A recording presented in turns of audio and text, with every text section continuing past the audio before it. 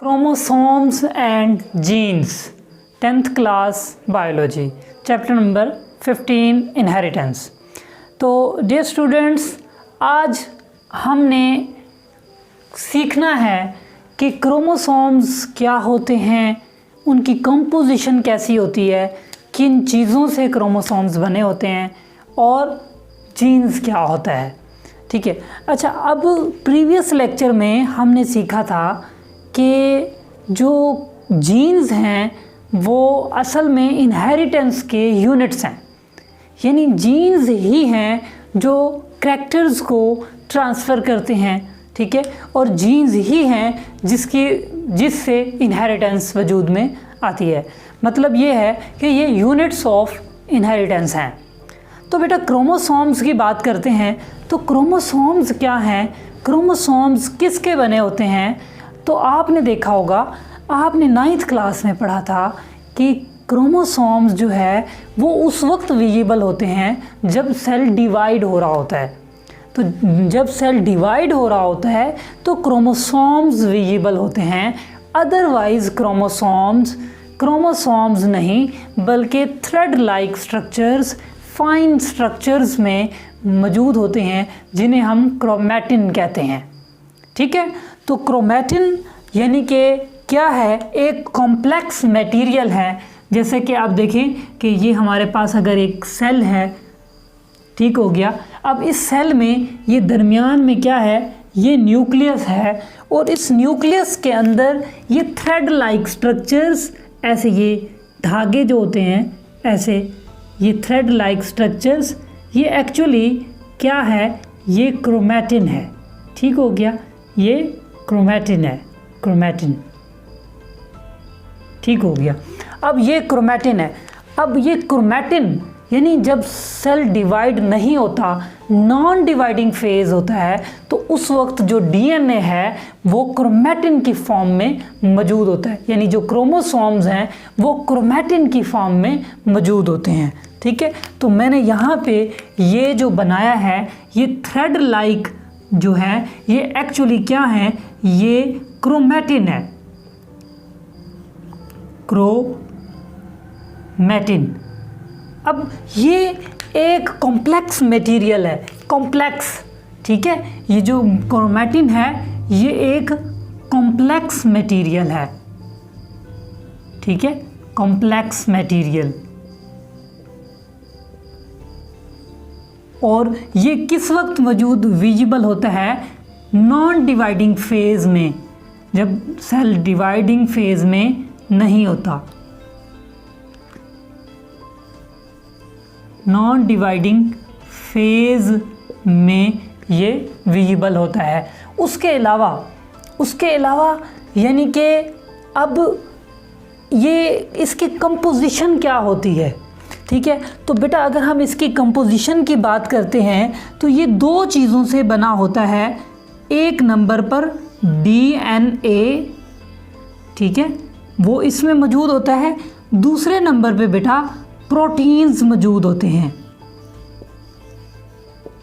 Proteins. यानी कि ये जो क्रोमैटिन है ये डीएनए और प्रोटीन्स का बना हुआ होता है। ठीक है, डीएनए और प्रोटीन्स का बना हुआ होता है क्रोमैटिन मटेरियल।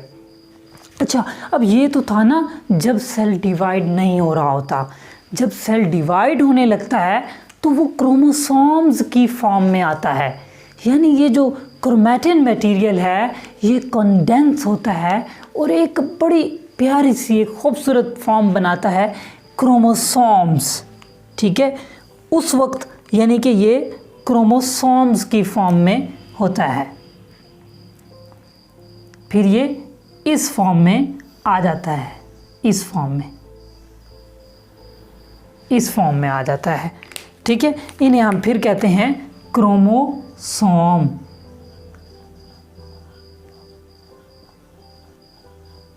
ठीक है, क्रोमोसोम। अब हम देखते हैं कि प्रोटीन्स जो होते हैं, इस क्रोमोसोम के अंदर डीएनए है, एक दूसरा प्रोटीन है, यानी इसके अंदर क्रोमोसोम में डीएनए भी मौजूद है।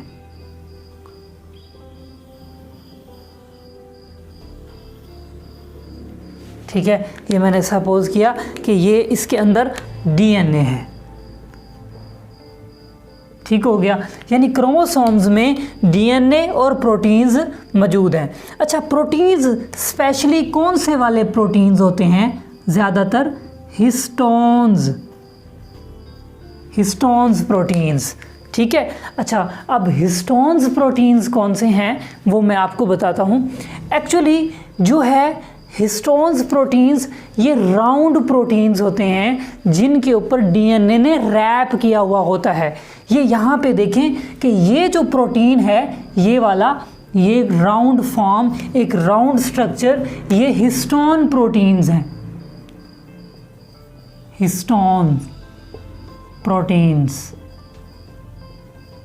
ठीक हो गया। अच्छा, अब ये क्या है? ये इसके ऊपर जो रैप किया हुआ है, बल खाए हुए है, वो क्या है बेटा? वो डीएनए है, ठीक हो गया। अच्छा, अब उसके अलावा अब इस यानी कि वो हिस्सा जिसकर यानी वो राउंड जो प्रोटीन है हिस्टोन, उसके ऊपर जो डीएनए रैप वाला पोर्शन है, यानी हिस्टोन के ऊपर जो रैप्ड वाला पोर्शन है, उसको हम कहते हैं न्यूक्लियोसोम,